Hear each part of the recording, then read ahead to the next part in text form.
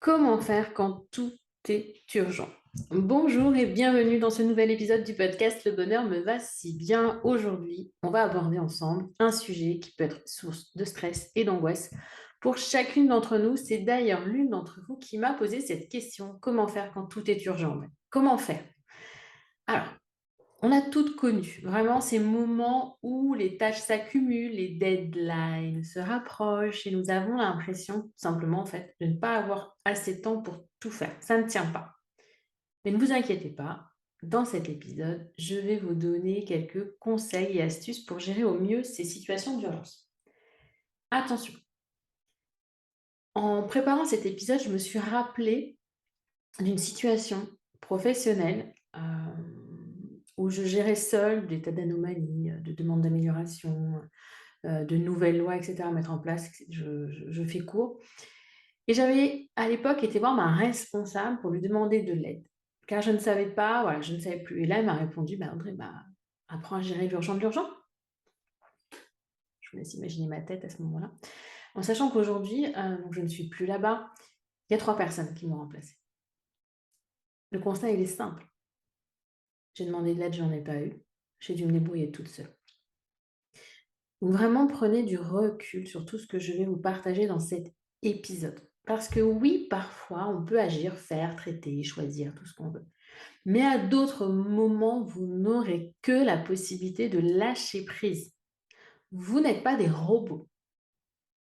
Ça, c'est hyper important que vous le compreniez. Oui, parfois, on peut choisir, parfois, nanana. On va voir, je vais vous donner des astuces et des conseils. Il y a des moments, arrêtez de vous auto-flageller, ce n'est pas humain, ce n'est pas possible.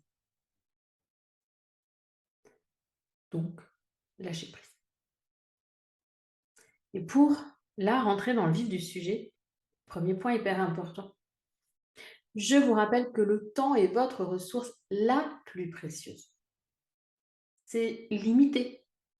Ça ne peut pas être récupéré une fois perdu. Il est donc juste primordial d'apprendre à l'utiliser en conscience et avec intentionnalité. Posez-vous cette question chaque fois que cela est nécessaire. Comment puis-je utiliser mon temps de la manière la plus juste et alignée avec mes objectifs, qui sont, eux, alignés avec mes valeurs? Réfléchissez bien à ça, pensez bien à ça. Vous avez le droit de vous poser devant Netflix, vous avez le droit de scroller sur votre téléphone, c'est OK, tant que vous le faites en conscience, tant que c'est un choix et que c'est pas quelque chose fait et puis après au bout d'une heure: «Ah mince, oh» et j'ai été polie en disant mince, parce que vous ne vous êtes même pas rendu compte que vous étiez depuis 1 heure et demie, 2 heures, 3 heures devant Netflix alors que vous aviez prévu d'avancer sur quelque chose d'autre. C'est OK, mais faites-le de façon consciente. OK? Ensuite, une méthode hyper utile pour prioriser les tâches, c'est la matrice d'Eisenhower, qui n'a pas été créée par le président Eisenhower, mais qui est issue d'un de ses discours.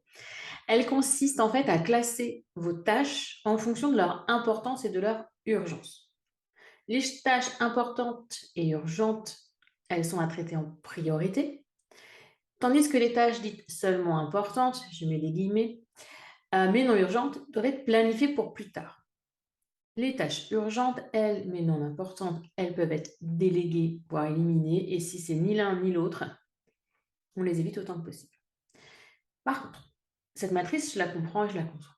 Mais réfléchissez réellement avant de travailler là-dessus sur ce qui est important pour vous. Quels sont vos objectifs à long terme? Qu'est-ce qui contribue réellement à votre épanouissement personnel et professionnel? C'est ça qui est important. Posez-vous ces questions vitales pour clarifier vos priorités et vous concentrer sur ce qui compte vraiment. N'oubliez jamais l'important au profit de l'urgent. Sans cela, vous allez vous épuiser. Si vous traitez toujours la partie urgence, urgence, urgence, sans que ce soit important pour vous, vous allez droit au burn-out. Ce qui est important pour vous n'est pas à reléguer au fond d'un tiroir, parce qu'il y aura toujours de l'urgent à gérer. Non, l'important est à mettre au cœur de votre temps. C'est votre priorité. Et il y a une autre astuce dans en dehors de la matrice, c'est de planifier. D'accord? Prenez le temps de planifier vos journées, vos semaines à l'avance. Identifiez les tâches les plus importantes et les plus urgentes et allouez-leur du temps dans votre emploi du temps. Ça vous aidera à rester organisé, à éviter de vous sentir submergé par l'urgence. Et n'oubliez pas de vous mettre vous au cœur de votre temps. C'est votre priorité, c'est ce que vous devez passer en premier lieu dans votre planning. Et honnêtement, si je vous parle autant là du temps, c'est que c'est vraiment primordial pour moi. Ce n'est pas pour rien que je l'ai mis en début d'accompagnement créatrice. Si vous laissez couler votre temps entre vos doigts, qu'est-ce qui vous reste? Votre énergie, elle s'épuise. En même temps, vos envies aussi. Donc si là, en m'écoutant, vous sentez concerné par mes paroles, surmené, fatigué, n'attendez pas qu'il soit trop tard, s'il vous plaît, pour changer et agir. C'est un petit pas après l'autre.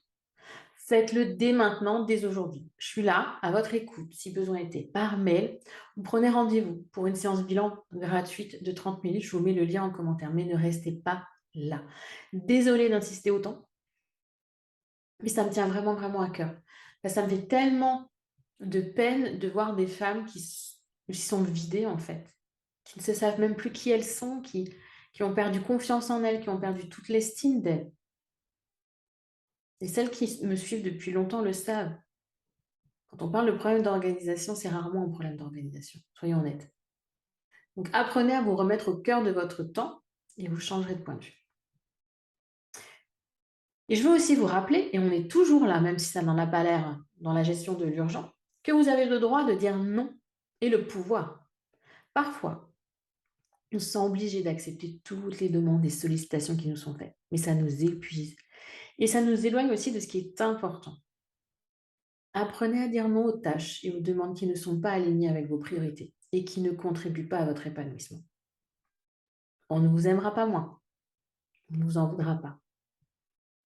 Faites-le parce que c'est bon pour vous. Faites également preuve de flexibilité dans votre gestion des urgences. Parfois, malgré tout, vos efforts de planification, de structuration, l'imprévu, ça arrive. Ça s'appelle la loi de Murphy. Alors apprenez à être flexible et à vous adapter aux changements de situation. Priorisez les tâches les plus urgentes et importantes et ajustez votre emploi du temps en conséquence. Il y a un imprévu qui arrive, comment je peux adapter mon planning plutôt que d'être là prendre 5 minutes. Je prends 5 minutes et je réadapte mon planning plutôt que d'être dans la course parce que je dois tout faire, etc. Non, il y a eu un imprévu qui m'a pris 1 heure dans ma journée. Je ne pourrais pas suivre mon planning. Ce n'est humainement pas possible. Qu'est-ce que je décale? Qu'est-ce que je ferai plus tard? Qu'est-ce que je supprime? Et je choisis. Gardez à l'esprit que la flexibilité, c'est une compétence. On va le considérer comme ça pour gérer au mieux, de manière efficace, ce qu'on appelle les urgences. Et ne voyez pas l'organisation comme une prison, bien au contraire. Plus vous aurez cette facilité à structurer votre temps, définir vos priorités, comprendre l'important, plus votre quotidien il sera fluide, vraiment serein, et ce ne sera pas le truc hyper carré dans lequel vous vous sentez emprisonné parce que vous ne pouvez pas bouger un orteil ou parce que vous ne pouvez pas déplacer un rendez-vous. Non, au contraire. S'organiser, c'est synonyme de flexibilité, de proactivité. Et dans tout ça, même si ça vous paraît impossible, je le sais, vous allez me dire: «Non mais Audrey, j'ai pas le temps». Déjà, moi, quand je vous dis de prendre 5 minutes pour organiser votre temps, vous me dites: «Non mais Audrey, j'ai déjà pas le temps, je ne vais pas prendre 5 minutes». Si, vous allez les prendre. Parce que si vous ne prenez pas ce temps-là, vous allez courir et le soir, vous allez rentrer, vous êtes rincé, lessivé. Même la nuit ne vous suffira pas à recharger vos batteries et le lendemain, vous repartez sur le même rythme. Non, stop! À quoi bon? À quoi bon agir comme ça? D'accord? Donc aussi, même si ça vous paraît complètement impossible là, maintenant, n'oubliez pas de prendre du temps pour vous. N'oubliez pas de prendre soin de vous, surtout dans des moments de stress. Prenez des pauses régulières pour vous ressourcer ou détendre. C'est pas parce qu'on vous a mis X réunions aujourd'hui, parce que vous avez 4 dossiers hyper importants à rendre, qu'il y a une urgence, qu'il y a une anomalie, ou j'en sais quoi, que vous ne pouvez pas prendre de pause. À vous de vous autoriser à le faire. 5 minutes, 10 minutes. Soufflez, allez faire un tour dehors. Aérez-vous. Lisez un petit bouquin. Écoutez de la musique, mais faites-vous du bien. Vous pouvez même faire une courte méditation d'ailleurs. Et ces petits moments-là de pause, ils vous permettront de recharger vos batteries un minimum et d'aborder la suite avec plus de clarté, quand même un peu plus d'énergie. Si vous foncez la tête dans le guidon, c'est pas bon. Puis autre astuce, c'est la dernière, je pense, c'est de faire un tri régulier dans vos tâches et engagements. Qu'est-ce que j'entends par là? Posez-vous la question. Est-ce que cette tâche, cet engagement, cette obligation, vous le prenez comme vous voulez, contribue réellement à mes objectifs et à mon bien-être? Est-ce important pour moi? Est-ce important pour quelqu'un d'autre? C'est à faire quand?